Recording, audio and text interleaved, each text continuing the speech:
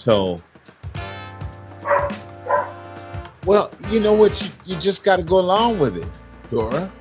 You really got to go along with it. I know you like Trump. My dog likes Trump. Now the other one doesn't. The other one likes Kamala. So I got two dogs. One of them likes Trump, and the other one likes Kamala. Right. That's the way it seems. I'm glad neither one of them could vote. More people from the Southern Soul community can see it. So that's a good job. And so my dog concurs. Yeah, they agree. It sounds like the flavor of that bark. Listen to that bark. It says Biden messed up because he did what he did. Wow. You should have gave him more than 90 days, man. That was Biden's fault. And that he was a transitional president. And we took him for his word. But the midterms happened. And when the midterms happened... No, Bruno, go sit down.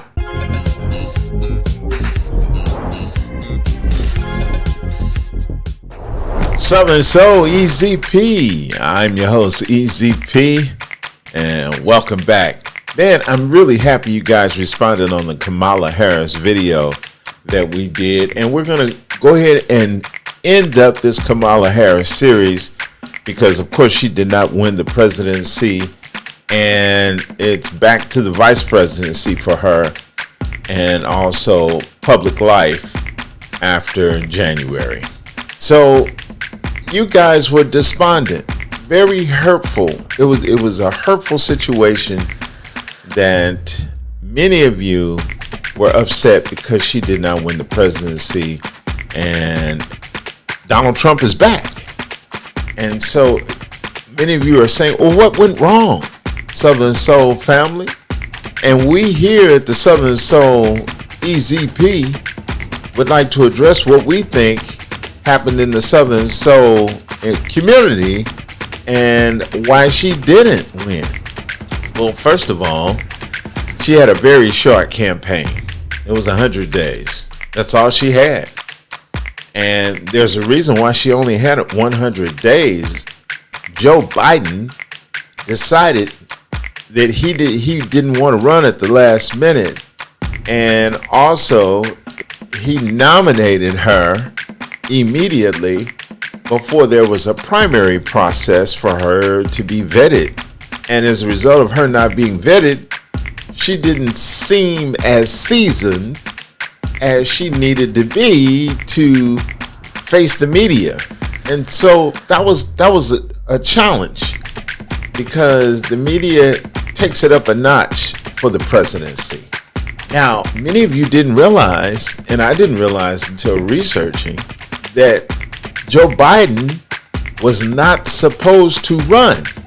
If you remember, when he first won the presidency, he said that he was going to be a one-term president and that he was a transitional president. And we took him for his word. But the midterms happened. When the midterms happened, there were many Democratic seats that won. And so he got emboldened by that and decided that he was going to pursue power beyond the 4 years. Now, he was 78 when he decided that. In the midterms, he was 80 and feeling pretty vibrant.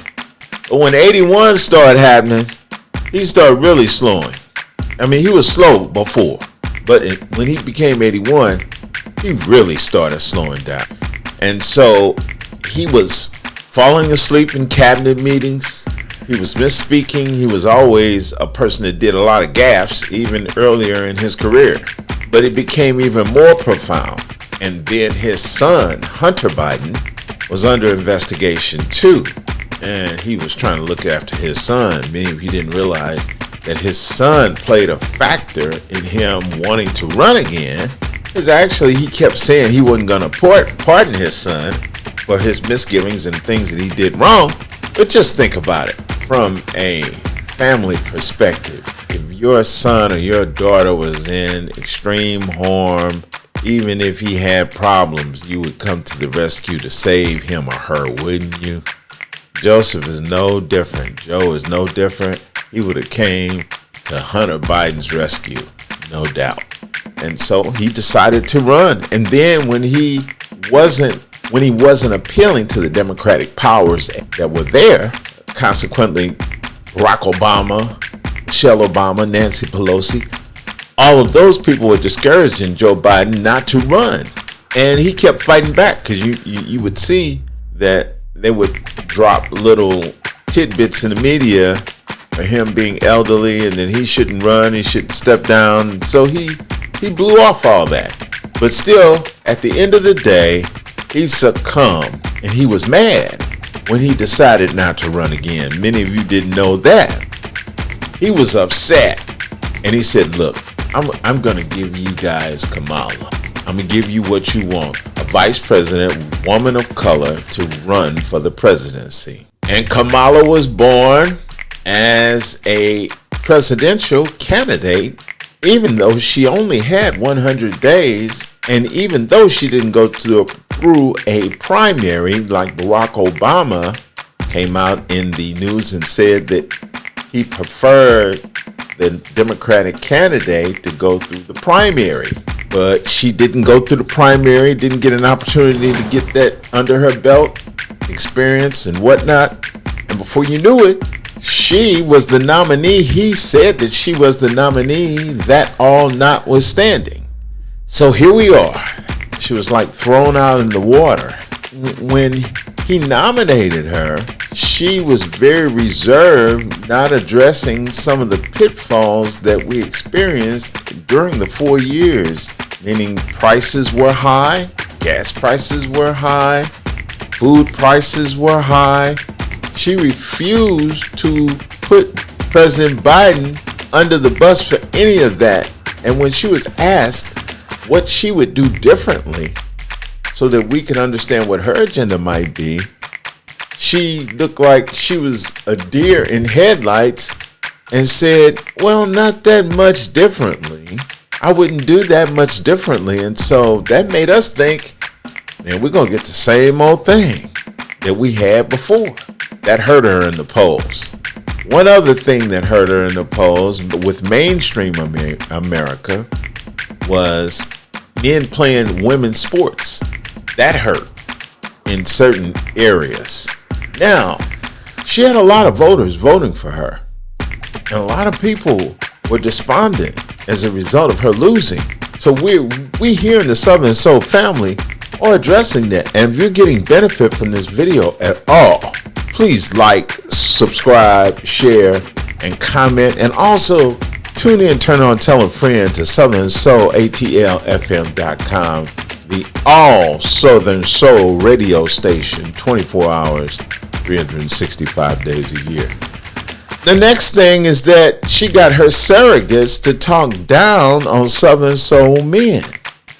Her surrogates, namely Barack Obama, came out and scolded us just like we were children in a little talk.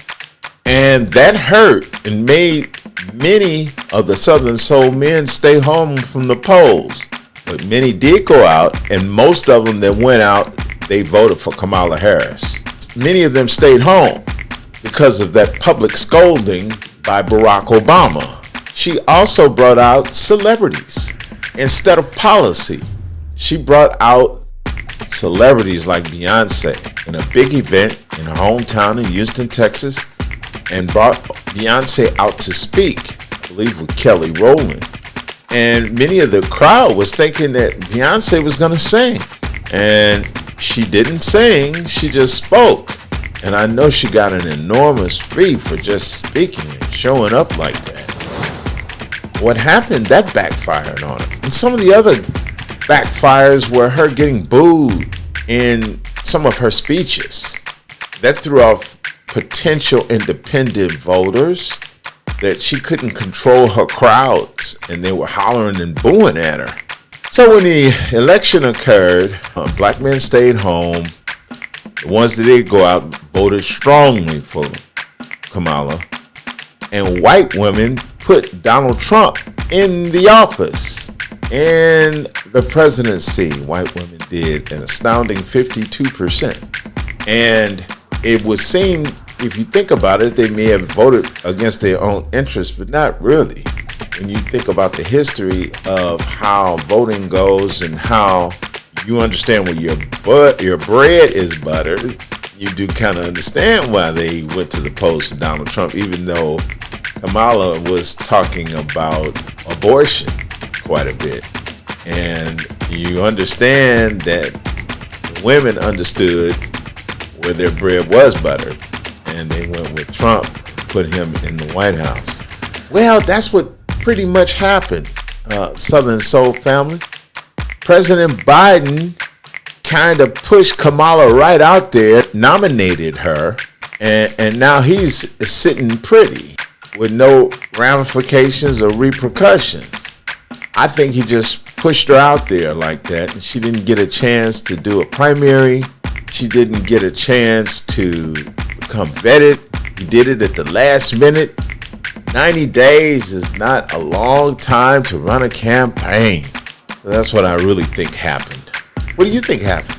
Like, share, comment, subscribe. If you get any benefit from this video, like, share, comment, subscribe. I'm going to bring in Mac Beats, and we're going to chop up some more game on why Kamala lost. Mac, welcome.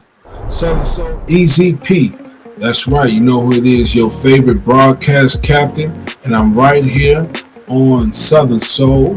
And this is what we're doing. We've got to talk about all of this that's going on with this election. I've been arguing with Democrats and Republicans alike. And I got something to tell all of y'all. That's right. I'm going to do this all at one time. I'm going to tell y'all the reason why your favorite candidate might not have won. And of course, I'm talking about the presidential election between Vice President and former President Trump. As y'all know, Trump got reelected. But it's a lot of things that nobody paid attention to that I think people should have saw coming in this election with the results. Let me hit you with something real quick. 100. That's a lot of people's favorite number. Keep it 100. But I'm going to tell you one thing right here. I'm going to keep it 100 with you. She campaigned for 100 days. She had 100 days to go from vice president to president. Most people, they campaign for at least a year, 6 months, 8 months, long before election season starts. They start building things and getting things in order. What she tried to do, and admirably, I must admit, was put together a call to action, put together issues, put together an entire package for people to absorb and want to go out and vote for in just that short amount of time. Between the point in time where Joe Biden dropped out of the race and Kamala Harris starting to run, it was a short window. Donald Trump had been campaigning already. He was already making statements, dropping ads, all types of things. And people wanted to know what Kamala Harris was going to do. And how did she react to not knowing? She was coy about not knowing. And Donald Trump was direct about not knowing. So you have a plan? He said, I have concepts of a plan. He admitted bold-faced that he didn't have a plan. He didn't know what was going on or what he was going to do. He just knew he was going to do it when he got there. And that worked. Because when Kamala Harris was really drilled, there were certain things that were still unclear after she was done speaking. And I think that made a big difference in people actually coming out to vote. People didn't really come out to vote like they did in the last election. I think it was supposed to be 60%, if I'm looking at my statistics right. 60% of people in Louisiana didn't vote. Black people, I'm sorry. 60% of black people did not vote in Louisiana. There were many people who just stayed home because they didn't understand what Kamala Harris was doing or was trying to do. And it was so hard to put together policies for what she wanted to do and what her real cause was as far as many parties were concerned. Now, there was a definite answer as far as abortion goes. She was ready for that abortion. She She was 100% committed to that, and she believed that that would motivate the majority of women eligible to vote to change their minds. No. 55% of the largest voting bloc that were women didn't vote for Kamala Harris. 55%. That did a lot of damage. So that put together with the short amount of time that she gave herself and that she had to run, and the fact that you didn't have a primary. In most cases, you have a primary to determine who should run for president. The Democratic Party never had a primary. So when you don't have a primary, how are you supposed to be put through the fire and put through the test to be proven? They tried to do something quick, fast, and in a hurry in 100 days, and it was hard.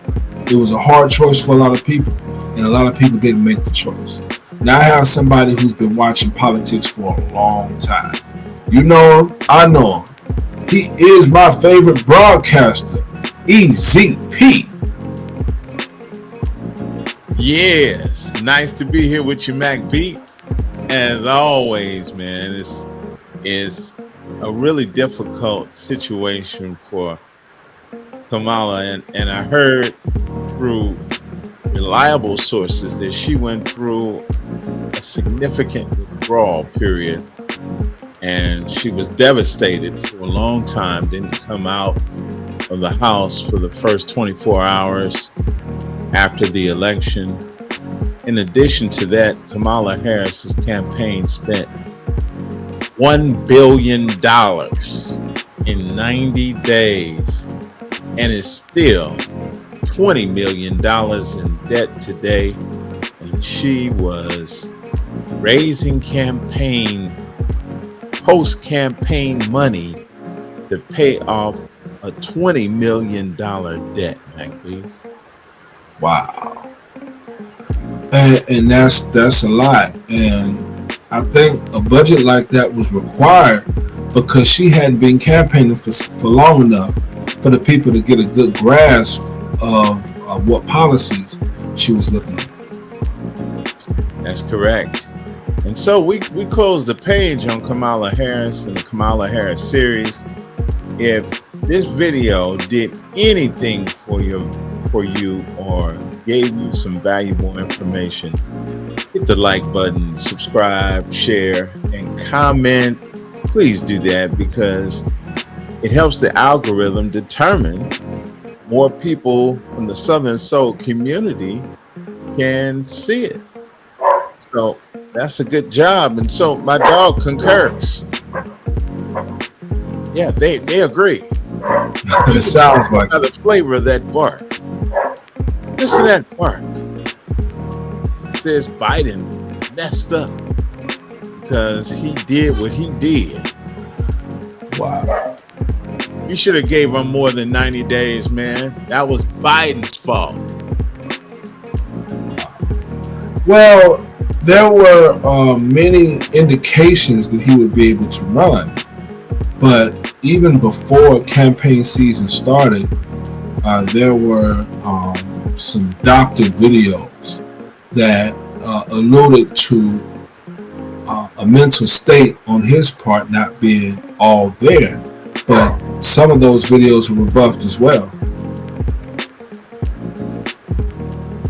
Well, as of this recording, Donald Trump just got out of court. And so they're going to consider sentence him. They're going to sentence him in, I believe, in January and or late November. It is late. So, well, you know what? You just got to go along with it, Dora. You really got to go along with it. I know you like Trump. My dog likes Trump. Now the other one doesn't. The other one likes Kamala. So I got two dogs. One of them likes Trump, and the other one likes Kamala. Right. That's the way it seems. I'm glad neither one of them could vote. All right, Mac Beats. You know what? I want to end this on a good note. Okay. I want to end this because a lot of people are sad, a lot of people are upset, a lot of people are crying. I want to end this on a good note. There's been a close friend of mine that I've never been able to get. I've never been able to get a political statement out of her or an opinion whatsoever. And in the last 36 or 72 hours, we had a 3-hour political conversation. And my mind was blown and my heart smiled. You know, I'll sit up and I'll talk about this stuff all day. So, it's time to get engaged. This is just one part. This is just one person. You are millions of people. Everybody who's upset at this, you are a group of millions of people. You are what makes this thing called United States run. You are the most powerful group on earth. If it's more of you than it is of people who wanted him to be president, so to speak, then take some of that political power.